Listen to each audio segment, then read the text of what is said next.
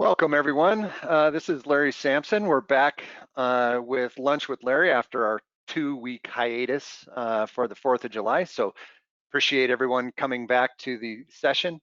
Looking forward to getting back into design topics. So today is going to be related to mechanical design using NX for our ventilator project. Just a few contact information pieces. Again, this is my slide to give you contact information for me. So my phone number, my email here at Siemens, LinkedIn groups, whatever. So lots of different topics or ways for you to contact me. And of course, the Scan Me is for this webinar session. Here in the next week or two, we'll have the next session up. But if you want to register or give someone the QR code or the URL to register for this particular series, that's what that's for in the end. And when we get to the end of the presentation, we'll put that up again if you need it. And so I just wanted to remind us what we're doing here. So we're in the process of developing a Medtronic open source ventilator data set. And what we're trying to do is build that in a cross-platform way. All the webinar series that we've had over the last probably 2.5 months has been related to building out this ventilator data set. And so we are running the thing from soup to nuts, from the patient lung models through the disposable design, the ventilator design, manufacturing processes, and then of course on the back end, we're gonna have data analytics. How do we aggregate and the field data into an analytical set and be able to key that back into the requirements? So we'll get to that at some point in time, but just as a reminder what we're doing here, and of course, this is really an effort to provide an example of how we do these design activities across the entire life cycle of the product. And so again, today what we're going to talk about is the ventilator, and we're going to talk specifically about some 3D design, generative design examples that we've built out. And that design is really this nose piece design. And I think Tom is going to talk about that today. So we had William Foley was going to be our solutions consultant on this particular discussion. Today, though, we're going to have Tom Turner pinch hitting. So he's also an NX solutions consultant. Maybe, Tom, you could provide some background as to your involvement with NX and your background in mechanical design so people have a better sense. Sure. Hi, everybody. My name's Tom Turner. I'm out of Detroit. I've been with Siemens for 22 years.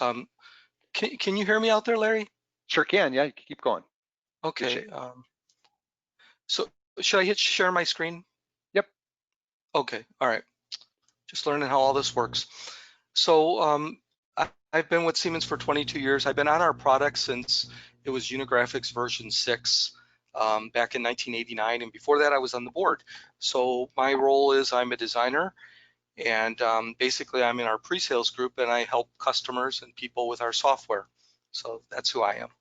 Fantastic. So if you don't mind, we're just going to jump right into NX here. So maybe you could frame up a day, frame this up into a day of the life of a mechanical designer. In this example, we're going to drive change from a kappa. So we're basically taking information back from the field, and the designer then has been assigned this task of integrating 6 parts into one 3D printed part. So maybe we can start with a description of our current state. What are the current state parts that we have to modify? Okay. Well, what we have, Larry, is we have our 2-person ventilator design. And I'm a designer, just like I've been my whole entire career. And my task is to update this part. It could be for a variety of different reasons, but this part may be a part that wears quickly. Maybe we want to make some improvements to the part. Maybe we don't want to maintain tooling anymore. We can do things to the design that were impossible in the past without additive manufacturing. So we're going to make this part as a 3D printed part from here on out. And I have to redesign this using our current part and work kind of backwards to build the new part. Just like any other tool within NX, only this is going to be using our additive tools. Terrific. So maybe what we can do is open up the parts and start to discuss these 6 parts that we're going to redesign into the one part, and talk about how we construct a new part. That'd be great. Okay, very good. So we have our current design that we've been using forever, and it's 6 parts, and there's assemblies to it, there's tooling. We want to make some design modifications, and we want to 3D print this. Now, the way when we 3D print this, there's a number of different ways of 3D printing. There's metal and plastic and fibers. This design is for plastics. It's specifically, we're going to use like a powder bed, like the HP, so that we're not going to be using supports. It's going to be self-supporting within the powder around it.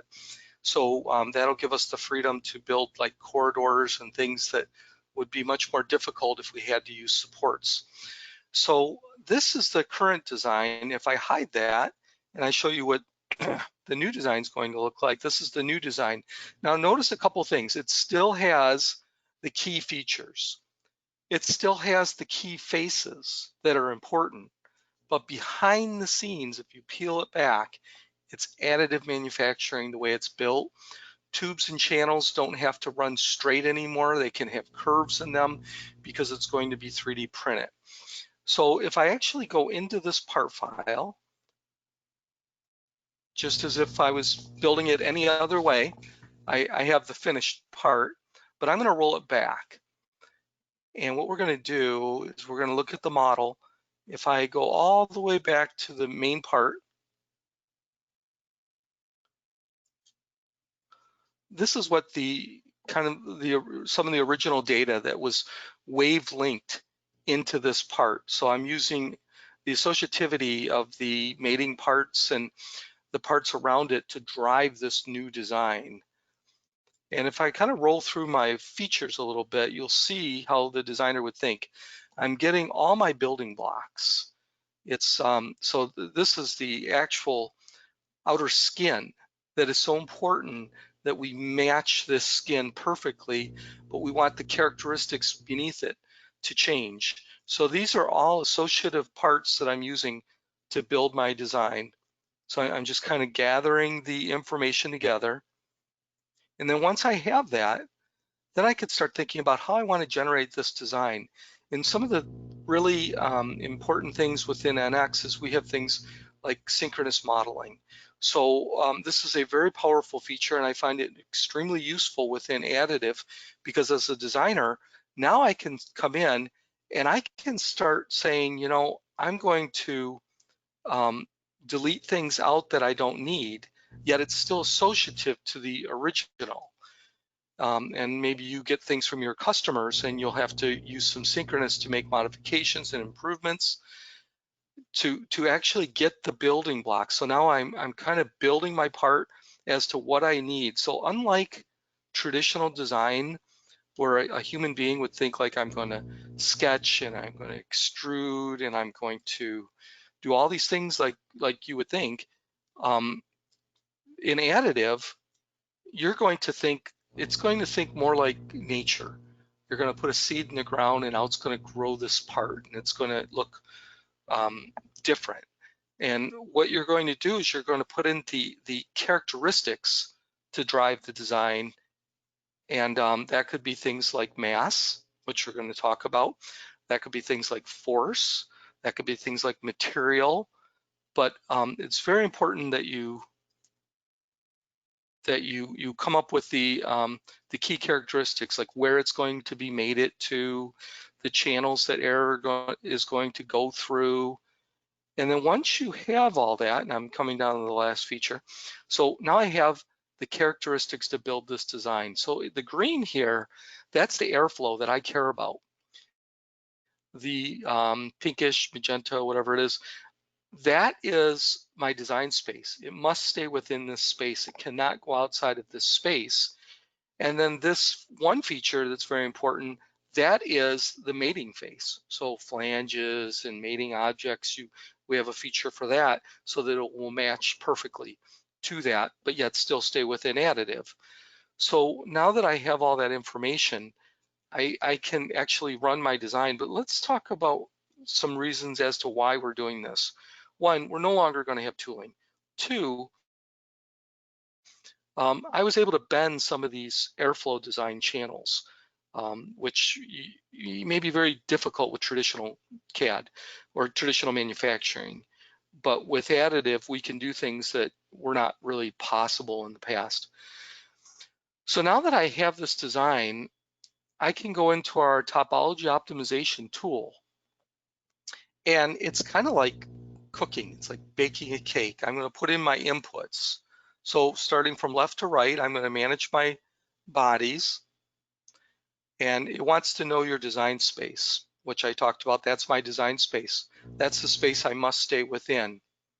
And then it starts asking you things like design constraints. Now this is where you could put in a lot of very powerful features. Now I mentioned to you that this is going to be plastic. It's going to be like the HP printer. No supports will be necessary because it's going to be supported with the powder around it. That's not always the case, but in this case it is. So I added material spreading. That's the characteristic that I wanted.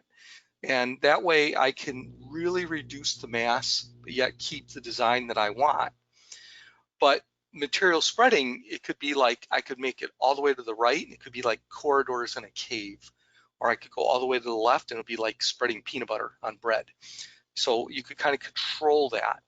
Or if you're printing in other methods, we have symmetry, rotational symmetry, and here's the interesting one. We have extrude along a vector. Suppose that you're going to build this part, you're not sure you're going to use additive, or maybe you're hoping that you'll get so many customers that you're going to build some tooling along the way. Well, we have things where you could do extrude along a vector, or we could add draft, and you could have parting lines because you know that you're going to build tooling eventually, but maybe at the beginning it's going to be all 3D printed. Then we have some 3D printing options like void fill, make sure there's no voids in your design. Material spreading, which is the one I just talked about, so you can control the spread of material. And it's also a lot of times in design, and I'm a designer, that's my background, people like to buy what looks cool. If you can control the spread of material, you can make unique and interesting designs, which some of our customers love. And then saving money, overhang prevention. 3D printing is space age manufacturing, but then removing supports is not space age. You're cutting them, you're going in with pliers, and you're removing it's a lot of work. You don't want that. So we have overhang prevention so that we don't have supports within the model itself. So we could greatly reduce those or limit them altogether. And then self-supporting. So we could have a self-supporting model so that you could try to eliminate all supports because that's time and money, it's expense. But in this case, we don't care because our method with the printing technique, it's going to be self-supporting. Now, then we talk about things like the managed features. Now this is very important. How are we going to drive this design? Well, the one, copy face. I know that this design must have that same face as the original design. So there it is. I tell it copy face, and I also tell it it's going to be 3 millimeters thick. And then I have another feature, this feature over here. This feature tells it that there is going to be a hole there because it's a channel for a plug, a port, and I'm going to shell it. So not only is it going to have a hole, but it's going to have material around it because something mates to that. And then really the main design, there is our air channel. That's what I spent, all those features that I first showed you, how this design will be driven, how the airflow will go through here. And I can modify these and just reprint, and quickly. So that these are the three characteristics that drive this design. And you have to apply force. So I added force to this copy face. Right here, a fix. Something must be fixed because in order for the tool to work, you have to have something fixed and something has to have force for it to work. And in some cases, it's very, very critical. Other cases like this, it's not so critical, but you still need that. And then Hey, Tom, we add maybe loads. while Yes, while we're here, maybe I could just mention something real quick. We're going to be doing sure. some flow CFD analysis of this part as we go along in this project too. So the idea being we could understand the KPIs on the flow characteristics, the pressure drop across this part, and might be able to use that as part of a testing for a test on the floor and provide that feedback directly. So kind of a neat I mean, your development of that flow channel and the ability then to drive that through our simulation and understand how it should be applied to the manufacturing process is kind of an exciting application of this. So just since you're all on the flow channel, I just figured I'd interject while you You had the know, chance. So. that's a great topic because it's so important. What we offer is an extremely powerful end-to-end solution, including all of our sim center tools and our manufacturing tools. So when I built this design, what I love about this is I've never had this in my whole career. The ability to peek into the simulation world and know if my design is going to work. This gives me as a designer a view into that world where I can put in these inputs and it will give me back information and it will tell me stress and strain, things like this, so I can improve the design prior to sending it on. Now, like Larry mentioned, it will still go to simulation. You're still going to do an analysis to make sure that you truly have a good part. And it'll be far more than what the designer would calculate into it. But this gives me such a great opportunity to enhance my design so that I know it's a much better design than I've ever been able to know in the past. And also, we can add lattice. So lattice is like the modern day gold rush. We could start thinking about things like light weighting, which in this case is probably not a big deal, but we could think about airflow because maybe we want it to be cool. We could think about porosity. Maybe we want fluids to flow through it. A lot of things that could be done with lattice, and lattice will work with our sim center tools. You can still do an analysis with the lattice, which was a showstopper in the past. And not only that, this data, faceted data, we can work on this with our convergent modeling tools. So we could send this into standard NX and continue to design and make design changes to this model or any faceted data because of convergent modeling. So we have all these tools to do these things. So that's a great point, Larry. So the next thing I would do as a designer is I would add load. So we would add a load to it. And in this case, the load is on the air channels. It's just 10 newtons, but you may want to add different types of load. You can add different forces and things like that for different types of loads. But once we have all that information, now we can assign a material. And when you assign a material, we have just tons of materials, but you will probably need your own materials depending on your printer, and you can certainly just simply add them right in there. You know, your material that you purchase, you could add that in there, and you know, you're good to go. And then after that, we would run the design, this optimization, and when we run this, it'll give us feedback as to ways to improve the design. We can give it more facets or less facets. As Larry mentioned early, as a designer, I understand mass. Mass really means something to me. I can kind of work with the weight and the volume. I can get a part that's very, very strong. I can put it on a diet and get less material, but yet keep the design I need. We can run this to a safety factor or a natural frequency. But in this case, we used mass. And then when we estimate the parameters, it will take all those calculations that we input, and it will give us a rough, the low number, the high number and the low number for mass, and a rough mass, like a mid-range mass. And then we can run it. And if you run it once, you could run it 100 times, and you can reduce the mass, and we could run it. So I'm not going to run it at this point, but I'll show you some runs that I did do.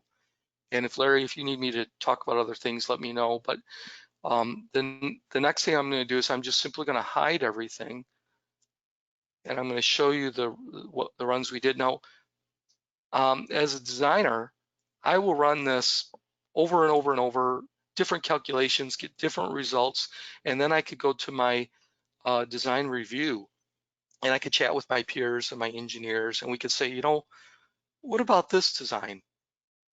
Or how about this one? So we can easily run through and get different results very, very quickly till we come up with the one that works best. And I know in automotive, like a lot of times we'll do something in steel, and then we'll be along the design route, and we'll be like, I really wish we could go back in time and we could have used aluminum. Well, this makes it so that we can look at these scenarios very, very fast upfront in the design cycle, and we can see different ways of doing this, or possibly this could be 5 different customers with 5 different solutions for 5 different requirements, and we could print them all in the same print, because we can easily do that. We can individualize things because we're 3D printing them.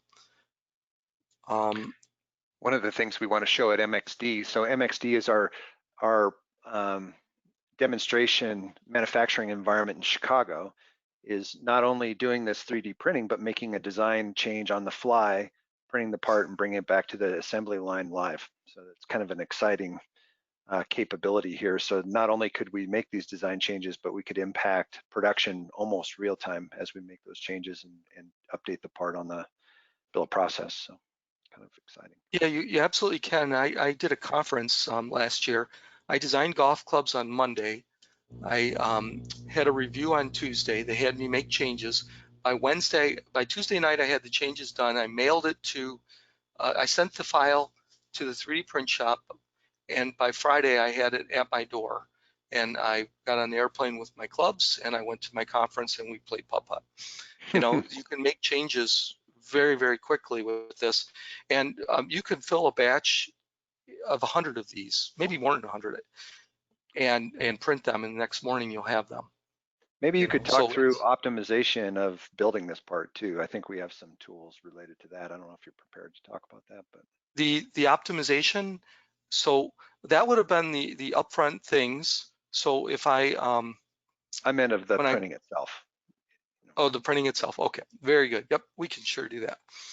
Um, so this is the one I chose, that we're going to go with this one. Now notice it has all these corridors and that. You really couldn't do this very easily with metal printing. But with the powder bed, the laser jet fusion, you could easily do something like this. And we unite it 6 parts to 1, so there'll be no assembly, putting things on. Now, if I want to go and I wanted to actually print this part, what we do, because we have the master model concept with the end-to-end solution where everything works off of the master model. So I would say File, New, and in this case, I'm doing additive manufacturing. I would select additive manufacturing, select my printer that I want it to be printed for, and hit OK. Now I already have this done, so I'm just going to switch to the part that okay. So here's my print tray, and I put 12 of these in this print tray. Now, because you know, you probably want them all to be the same direction, because if you change directions and that, so you'll have like this. This is essentially my tooling. This is how I want this part to be printed. And once I add the parts, and I add it 12, I can do things like I could select another printer if I wanted to. I could move my components around manually if I wanted to. Or what I want to do is I want to do assembly nesting. So we're going to nest this because I have 8 in here and I want 12 now. So what I can do is I could tell it, right now it's set at 2D. I have it all on one plane like that. I'm going to put it at 3D because that's one of the things that's nice about the HP printer or the LaserJet Fusion printer. And I'm going to tell it I want a distance of 5 between each one because they, I don't want the heat buildup to affect the neighboring parts. And I could fix it at the XY plane, or I can make it free so that they can just kind of, be free however fits best. Or I have all these different scenarios, but I'll just leave it at XY, and I want to avoid all interlocks, so I don't want the part interlocking within itself, although sometimes you certainly could do that. And then I'm going to tell it to run for 1 minute, and I'll hit OK, and it's going to run for a minute. It's going to put those 4 in there, and it's going to optimize the print. Now we have a lot of tools for helping you find what is the best print objective. And then we have Sanada, which is part of our tool suite that will go in there and do all kinds of calculations and help you perfect the absolute best print scenario in a very, very fast um, amount of time. I'm not prepared to show that today. It's not really my expertise, but it is something that is very, very powerful that we use for optimizing the print tray. And it'll optimize how they play together, like if there's heat buildup and things, will there be distortion and problems? So right now while it's running, Larry, if you want to add in, or this would be a great time for questions, unless you're saving them for later. Yeah, I mean, one of the things that occurs to me, and one of the problems I've had with 3D printing in the past, is that it's an anisotropic sort of process. So I'm imagining one of the reasons you're talking about orientation in a particular direction is related to the fact that you might have a way that you want the build to work to make sure that it builds it in a certain plane. Maybe. I mean, there might be all kinds of reasons to do that kind of thing. It's just what is occurring to me That while you were talking about it. that's right. If I flip in here, maybe this is a good part, just how it is. It's functional. It does everything we need it to be, but maybe that's not the case. Maybe we need to. It's a very, very sensitive part, and we need to print them all exactly the same. Well, we could certainly do that. We could get a print thesis, and we could tell it everything has to be orientated to the print thesis. And that's probably what you would use for the most part, especially in metal. So once you optimize the orientation, that's what you would use. And it's so important that you print it the same way every time, because essentially if you don't, you're getting a different part, because it prints in layers. That's what 3D printing does. In aerospace, that's just the rule. You must print them all exactly the same. Probably So, part of the process validation work, huh? I would imagine. yep. Mhm. All right. Well, so optimization is done. Looks like. Yep. So the next step would be to optimize the build tray and make sure that that you have no problems with the build tray. You do not want to be here. This will print overnight, but if it was a metal printer and you have a lot of money invested, you want to optimize that, because you don't want it printing for several hours and then find out you're going to have a recoder crash. So, and we can optimize things to find that out. With metals, specifically plastics, it's not as critical. Um, All right. and so that's kind of all I have to show, unless Larry, you have some things that you would like me to talk more about. Nope, we're going to go ahead and end for the day. We're at our half an hour mark anyway. Just want to thank Tom. Thank you so much for pinch hitting today. Appreciate you running us through the NX functionality. Of course, anybody who's interested in, Siemens' suite of tools on 3D printing is just absolutely fantastic. As good as and better, frankly, than anyone else in the industry, I think. So really terrific opportunity. If you want to spend some of Tom's time and have him run you through in more detail, we're happy to schedule that. I'm just showing now the registration page. Our next session next week is going to be related to product performance engineering, or really simulation. So we're going to talk a little bit about the disposable set on this ventilator model. We're going to do some flow simulation and sort of run you through some of those product performance simulation activities. So look forward to that session next week. And if you want anyone to be part of that, this is the QR code and the URL to get to the registration page. So thank you so much for your time, and appreciate you spending your lunch with us today. Thanks so much.